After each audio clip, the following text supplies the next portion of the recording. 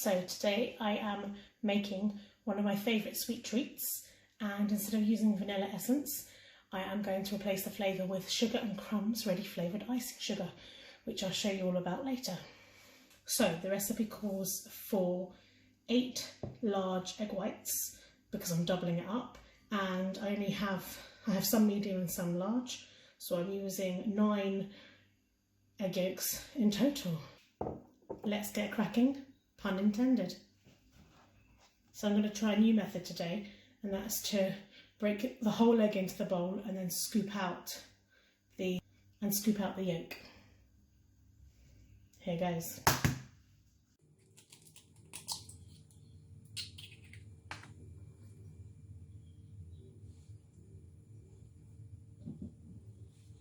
Okay, 1 down, 8 left to go.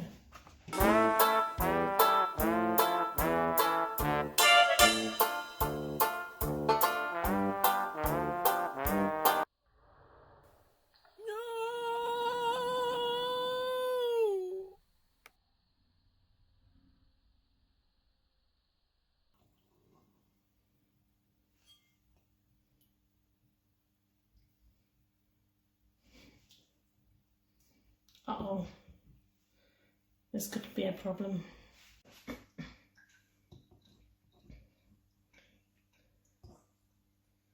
If we get any yolk in there, it's not going to work.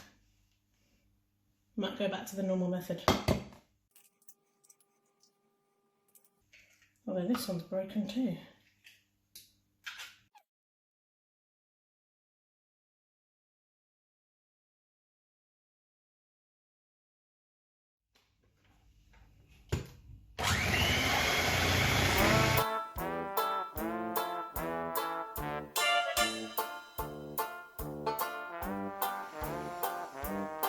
They whisk up quite quickly, but they're still quite loose, so keep going.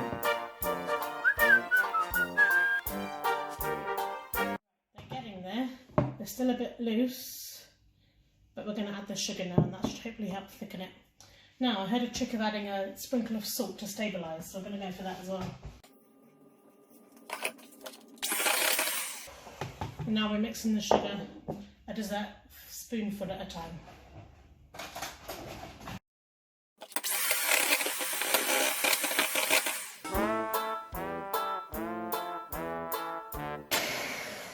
So now the eggs are nice and glossy, we're going to whisk it on high for 2 to 3 minutes. Well, it wasn't 2 to 3 minutes, it was 2 to 3 seconds per spoonful, so it's a good job I stopped when I did. They're looking nice and glossy now, with stiff peaks. And what I'm going to do now is I'm going to divide it into 2 bowls so I can flavour each batch a separate flavour.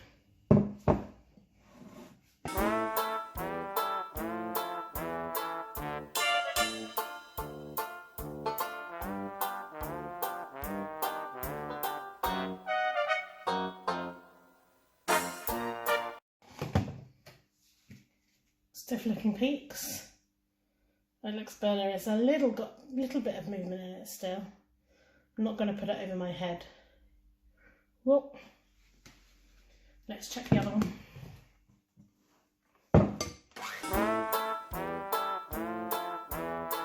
So now I'm going to fold the icing in. The first one is llama flavour, which I believe is strawberries and white chocolate, but I'll check that later. And it says to fold a third in at a time.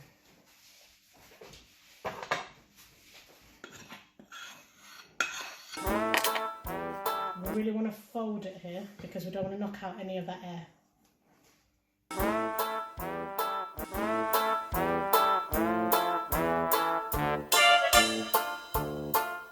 And let's do the icing for the other.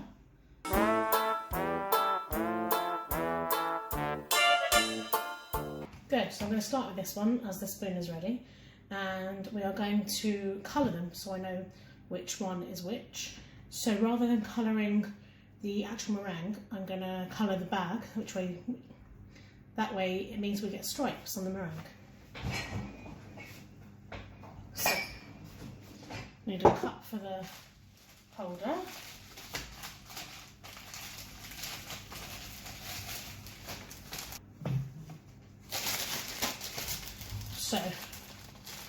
going to take the bag. I'm using, hopefully there's some left, Pro Gel Brown. I'm not sure how much is left in this though. And you basically put it in the bag and squeeze a bit, but it really doesn't need much. Well,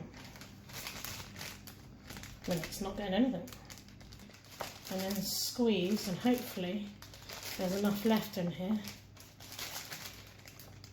Yeah, you only need a tiny bit. It's probably too much already. I've got it all over my hand. What I'm going to do is I'm going to press it down to get it on both sides and then pull it away. And now hopefully we'll get two sides. So we'll put it in the bag. I'm going to go and wash my hands because I've got colour everywhere, and we'll come back.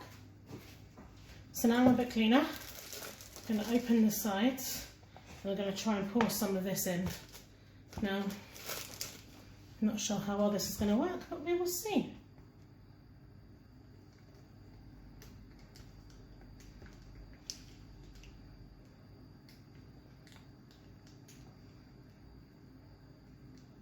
I'm going to do a bit at a time because I've only got small bags at the minute.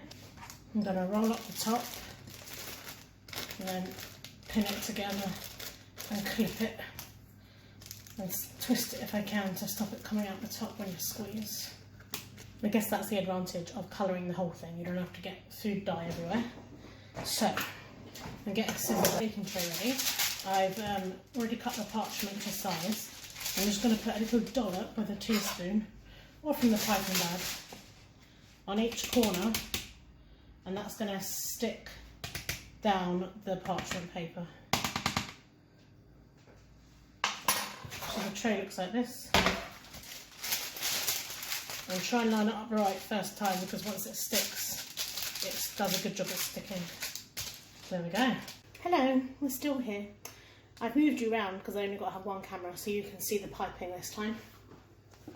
So, I haven't put a tip on. Maybe I should have put a tip on. I'll put a tip on the other colour. So, I'm going to make, I don't know what I'm going to make yet. Just cut the bottom off. Try not to squeeze. And then we pipe. I'm going to pipe round shells at the minute.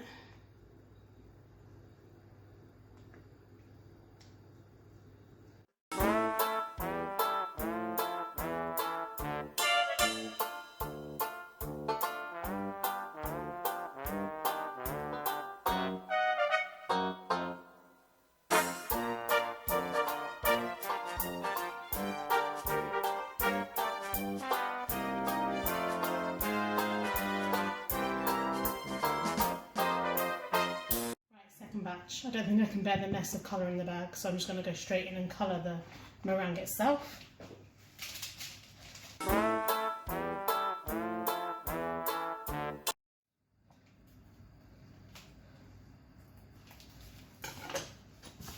Then pop it in the bag, hope that it's right.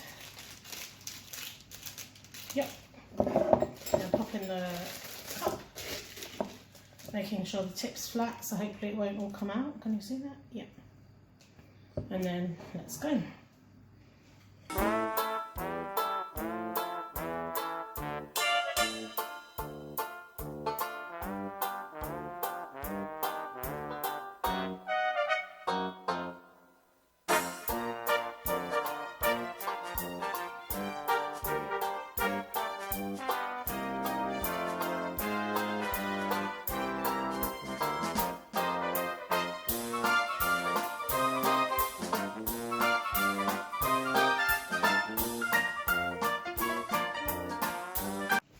Right, here's the last batch I scooped out with teaspoons, and they're all going to go in the oven now for 1.5 to 1 3/4 hours.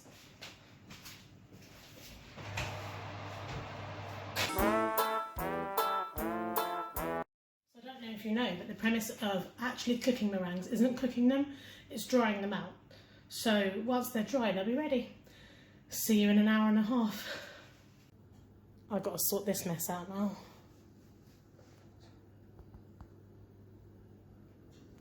So happy about that.